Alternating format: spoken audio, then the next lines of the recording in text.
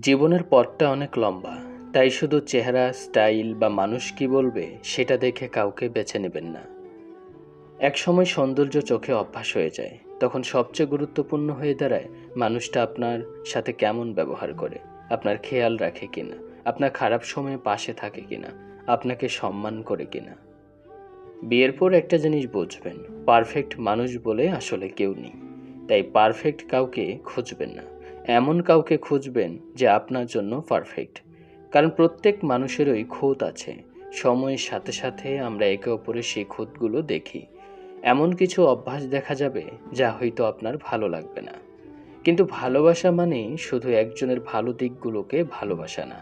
ভালোবাসা মানেই তার অপূর্ণতাগুলো জেনেও তাকে বেছে নেওয়া। আরেকটা কথা, আমরা সবাই পৃথিবীকে আমাদের সেরা দিকটাই দেখাই, কিন্তু একজন জীবনসঙ্গী এমন একজন মানুষ যে আপনার সবচেয়ে ভালো আর সবচেয়ে খারাপ দুই দিকই দেখে। আপনার রাগ, আপনার দুর্বলতা, আপনার ভয়, আপনার অনিরাপত্তা, আপনার অভ্যাস, সব কিছুই সবচেয়ে কাছের সাক্ষী সে। অনেক সময় এমনও হয় আপনার সঙ্গী আপনাকে আপনার নিজের চেয়েও ভালো বুঝে ফেলে। তাই যখন আপনার সঙ্গী আপনাকে নিয়ে কোনো কথা বলে, কোনো পরামর্শ দেয় বা আপনার কোনো আচরণ নিয়ে কিছু বোঝানোর চেষ্টা করে, তখন শুধু উত্তর দেওয়ার জন্য না, বোঝার জন্যও শুনবেন।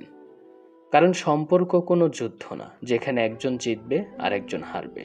সম্পর্কে আমি জিতলাম বলে আসলে কিছু নেই। যদি একজন জিতে আর অন্যজন হেরে যায়, তাহলে শেষ পর্যন্ত সম্পর্কটাই হেরে যায়।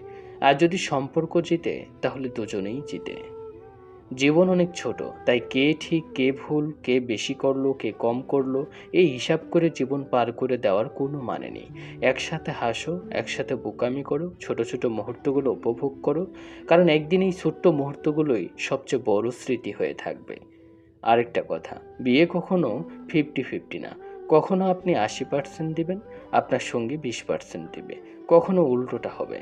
যখন একজন ক্লান্ত হয়ে যাবে, তখন অন্যজনকে একটু বেশি দায়িত্ব নিতে হবে। এটাই টিম ওয়ার্ক, এটাই সংসার।